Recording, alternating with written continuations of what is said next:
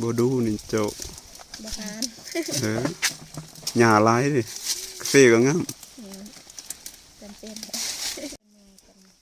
ผู้บ่าวสิคอมเมนต์ว่าสาวทางใดอยู่ ตกใจบุเขาสิ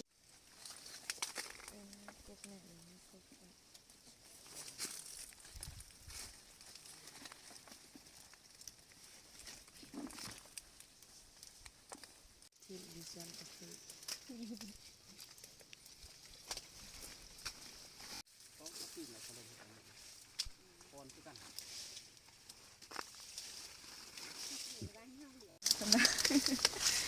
จะเป็นไปตามแผนหรือเปล่า